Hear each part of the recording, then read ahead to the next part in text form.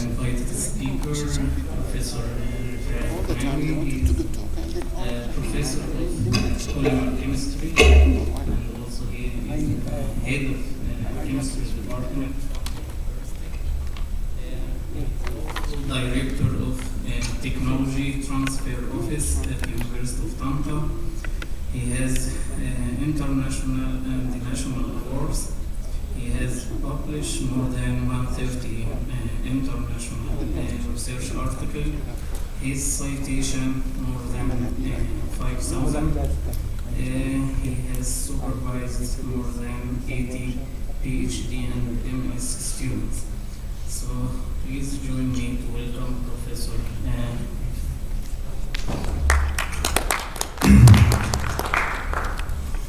Assalamu alaikum.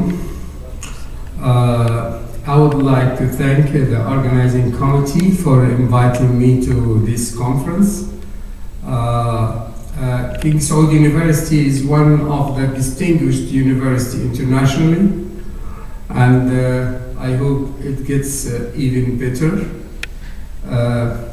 I would like to highlight some of our research activity and topics we are interested in today in this lecture. The talk is entitled Biomedical Applications of Nanofibers, so we'll concentrate on drug delivery and antimicrobial nanofibers.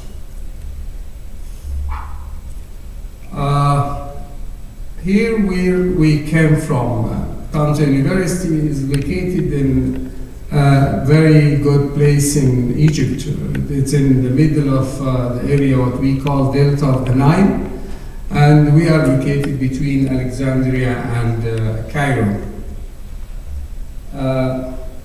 So we'd like to go through the outlines of the lecture. So again, we'll give a background about the topic and why we selected nanofiber for drug delivery applications, give some examples, some drugs and antimicrobial agents, and application in wound dressing, and welcome to a conclusion and perspectives. Internationally, we want to see how this topic become an interesting topic. If you look at the international publication all over the world, you see it's increasing every day. Increasing. Even this topic was just recently rediscovered. Long time ago, one of the scientists just published one paper and nobody take care of it. Just people forget it, and maybe stayed maybe for 50 years, nobody even looked at. But later, it is rediscovered again, and you find there is much interest. For example, you see, for example, in China is one of the countries they are interested in nanofiber and electrospinning. They contribute to about 31% of the international publications. United States is about 30%. Then you will find Korea, Japan, and Singapore. So, but now even here in Saudi Arabia, some time ago, in collaboration with the chemistry department, we established a very good laboratory here for electrospinning and for nanofibers. So even here in Saudi Arabia now, the topic is spread and found a lot of interest. If you look at the citation in this field, they found also increased very much because the people discovered, or the scientists discovered, that the nanofiber can play an important role in many fields, in chemistry, in physics, in medicine, in pharmacy, in dentistry, in engineering. So the topic is very interesting to a wide range of scientists because you can apply in many fields. One of the major advantages of this topic that you can, if you want, you can get a product from the second month. You can get a product in the market. When we started this topic, I started this topic the year 2000, when we were giving lectures in conference, and the audience said, okay, this is a nice topic, but how you can get a product from a needle? Because when it started with a needle, it was called the needle electrospinning. But everything developed very fast, and now there is a production lines, so you can make industry easily. So once you design what you want to do, and you can get a product as soon as you finish your lab work. So it's very easy. You can make industry out of this. So this is of course because of a variety of applications for the nanofibers. For example, in healthcare, you will find in biomedicine, you will find in drug delivery applications. And by the way, the drug delivery application of the nanofibers, we explored it in the year 2000. It was done by us and patented for us for the first time in literature. And consequently, when we published the first article in this field, it was published in Journal of Controlled Release in 2002. This article is cited 1,050 times in the literature because it was the first time, it was a new field explored, so and the scientists found it's very interesting applications. There is a lot of applications for the nanofibers, like medical implants, cosmetic and dental application, protective fabrics against environmental and infection agent in hospital. So there is a lot of applications for these materials. But why? Why they found that it found a lot of application? Let's see. You can easily, with the new technology, with the development of this technology, you can easily fabricate it easily with low cost. And also I see one of the very important advantages in the electrospinning of nanofiber, that you can incorporate anything. You can incorporate a drug, you can incorporate a catalyst, you can incorporate colors, you can incorporate even clay. So even you can electrospin composite and blend polymer blends, so you can electrospin a lot of materials. So ease of application is one of the huge advantage of this field. It also can give a continuous fiber and cost-effective electromechanical control of the fibers. Also, there is a lot of new development. You can make from this material hollow fiber, you can make porous material, you can make, of course, core and shell, you can make your outer polymer from outer material from one polymer, and the inner material from another polymer. So this is not easy to fabricate with other techniques. So if we look at this, for example, you will see in this image here, you can find, you see, very nicely aligned fiber, which is the solid one here. The one next to it is a porous nanofiber. You see here, in spite the fiber in the nanoscale, it is still can be hollow fiber, but still also can be porous. This is gives a huge surface area, huge compared to the powder. If you use it, for example, for catalysis or for anything that needs a high surface area, it's a huge advantage of this. You can do it also randomly, as you see, and you can do it aligned. If you want to make something, for example, for solar cell application, and you want to make a nanofiber, you need it to be aligned. Because if it's aligned, that means it's transparent. You can apply it for the solar cell application or for anything that needs to be transparent. So with the technology, everything now is possible with this technique. You see also the hollow yarn here. See, in spite that the yarn itself is a nano size, but you can still found it's hollow from inside. This, of course, gives a lot of advantages of these materials and open many fields for applications. To understand this, if you look at the screen, you will see this is the human hair, single human hair. If you compare it, the nanofiber size with the single human hair, you can see how is the difference. You can see what is the difference. It's a huge difference. See, human hair is very, very small size, but compared to the nanofiber, it's huge.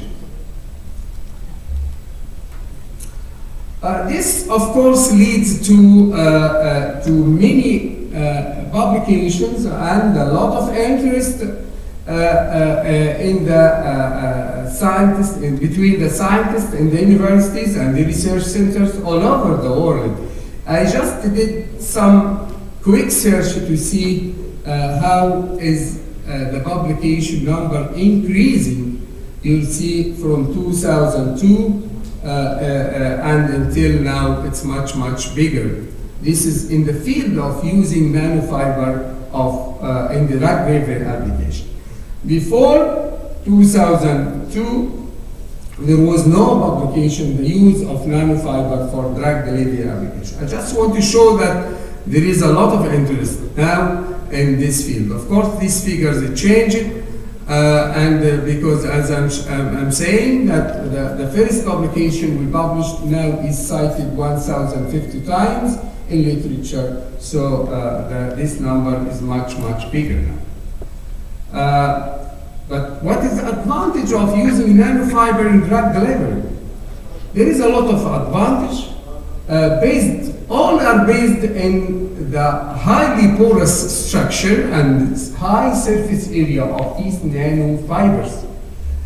So the large surface to volume ratio is playing a very good role in the morphology and the material properties.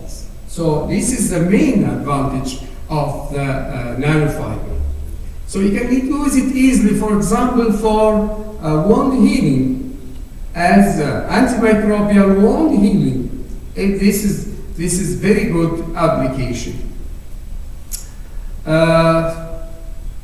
You can also modulate the affinity between the matrix, the polymer matrix, and the drug. Even as I said, you can even electrospun composite, polymer blends, and you can use more than one drug at the same time, since there is no interactions between the drugs, the selected drugs. So this gives a lot of advantage to the use of nanofiber in the application in drug delivery. So, for example, there is a lot of application for drug release, which is playing a very, very important application. Also, when you use the nanofiber for drug delivery application, you can monitor the release rate. You can play with the structure of the polymer or the composition of the material, either blend or a composite. You can play to fasten or delay the release of the drug, which is very good because for each drug, of course, you have a therapeutic window, so you want the concentration of the drug within a certain window. We don't want it to be over toxic level and also not lower than the minimum effective concentration. So if you play with the structure of the material, you get a very good nanofiber, and you can also modify your release rate according to the required concentration of the drug. There is other medical applications for these nanofibers, for example, for tissue engineering, wound healing material, antimicrobial agent. For example here, you can use antibiotics, anti-cancer drugs, proteins, polysaccharide, growth factors, DNA, and many other drug or bioactive materials. So, for example here, you can use this for kind of tissue engineering, and at the same time you can load growth factors or drug for these applications. The first article we published in this was published in 2002, as I said, in Journal of Controlled Release, and this is in detail was mentioned by the book written by Professor C.Ram Ramakrishna, the ex-vice president of National Singapore University. And by the way, he was a consultant here for the King Saud University. When I was working here sometime in King Saud University, I invited him here, and he met the management of the university, and he collaborated. And he is one of the best scientists in this field. He has a huge citation. It's a very, very big number. I don't want to say because it's much difference. And he wrote a very nice book, the first book about electrospinning. He also wrote 3 pages about our first publication in his book. We tried many applications for many drugs with different polymers. For example, here this is one of our first experiment, which was made by a homemade electrospinning setup, and this is, as you see here, the material looks very fine, and this was ethylene vinyl acetate copolymer, and was used for release of tetracycline hydrochloride. And this was just a homemade electrospinning setup. Now there is a much recent ones which can give you very big amount of products at the same time. This is made from polyethylene covinyl acetate, and our first product, this is containing antibiotic in it. What we found here that you can use this copolymer, electrospun copolymer, to keep the release of the tetracycline hydrochloride for 5 days, and of course, if it's not in the nanofiber, it will be shorter, much shorter, because the tetracycline hydrolyzed. What we tried here was an idea. Would it possible that we can make a tool to be in the clinic or in the hospital that can you electrospun the nanofiber directly to the human body? This was the idea, but we tried it. We did it. I did it myself. I did electrospinning on my hand.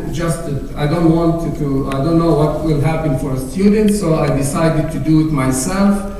And it works very well. So that means the idea working, that you can invent a small instrument. It's like a electrospinning setup, and you can do it at your clinic or in the hospital. You can electrospin directly to the wound, or for anything like for tissue engineering or tissue culture.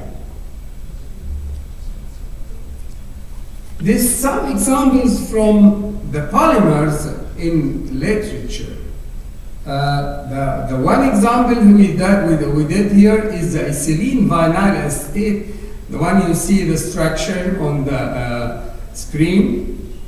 This is the first one we did, but you know, and it's mentioned here in the book of Sriram Ramakrishna, and all information about the electrospinning conditions of these polymer.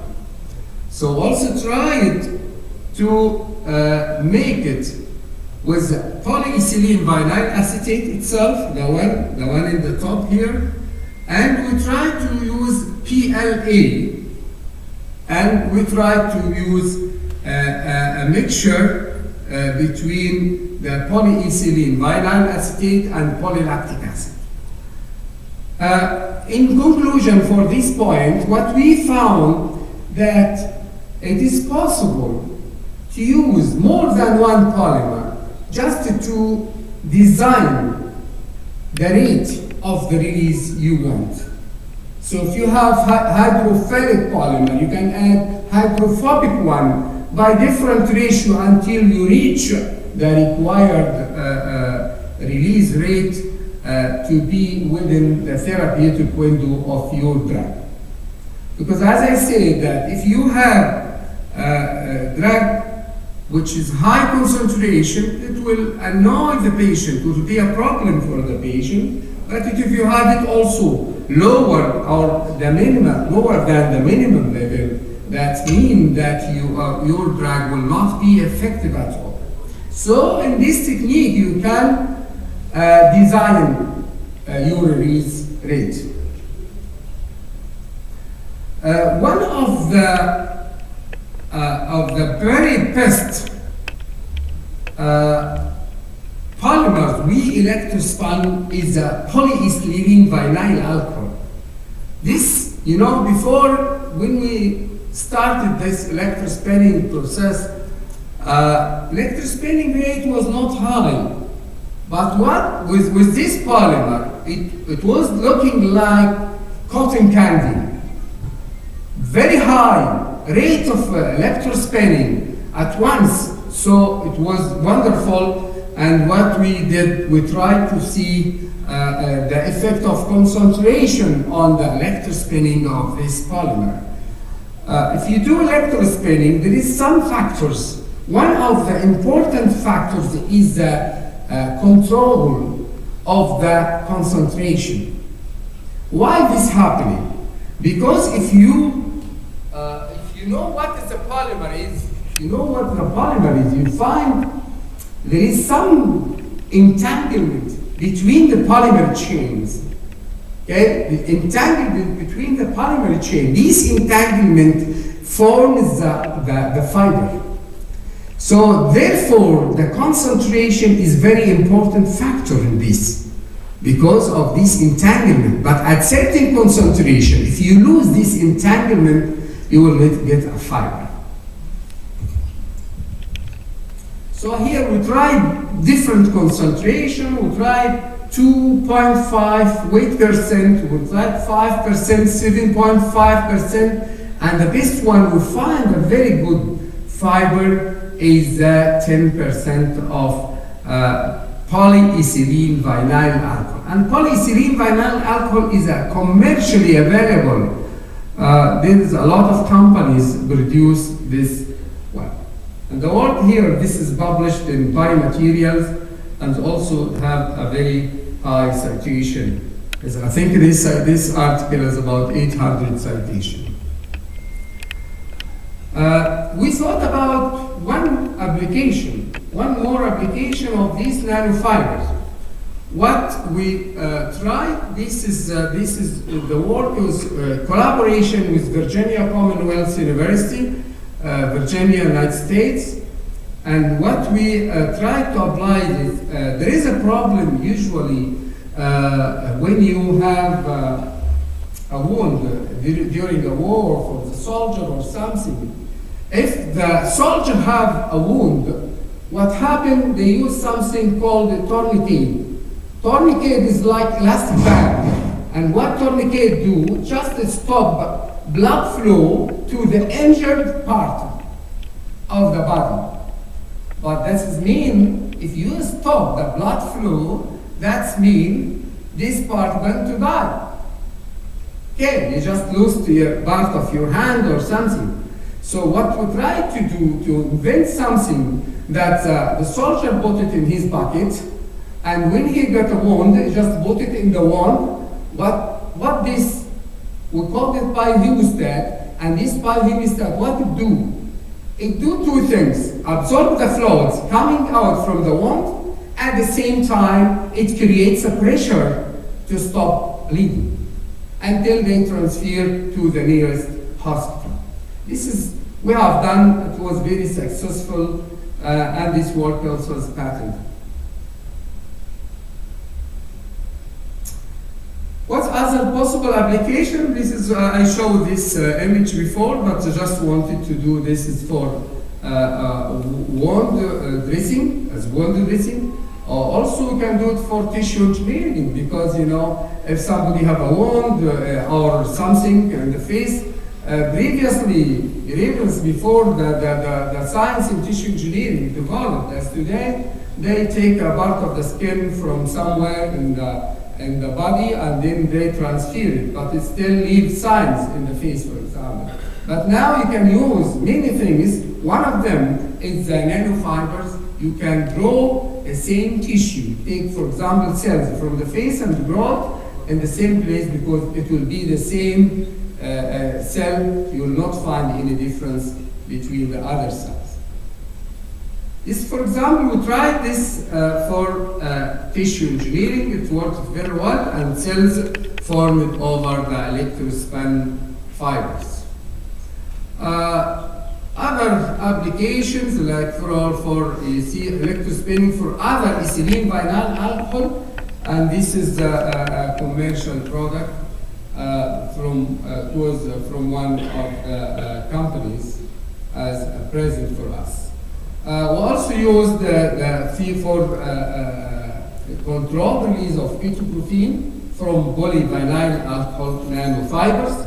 Also, this is the release rates here from the polyvinyl alcohol. Polyvinyl alcohol is one of the very important polymers, but it has a problem. It's water soluble. But this part of the work was one part of the work of Dr. Mohammed Al-Nuehi is between us, and he was one of my PhD students. And what we found here, that we found that we can change the water soluble polyvinyl alcohol to, after electrospinning, to water insoluble by physical treatment without any added chemicals. Because when you deal with the wound or we deal with the blood, it's better to avoid chemicals. So we found that also we can cross-link the polyvinyl alcohol physically without any added chemicals, and of course it delayed or arranged or sustained release for the ketoprotein, for example. It affected, when the polymer is cross-linked, by physical cross-linked, we found that very nice, and we can monitor the release rate with after physical cross-linking. Some other application for the effect, for example, here of the physical cross-linking, just to show that the physical cross-linking without added chemicals can work very well in this field.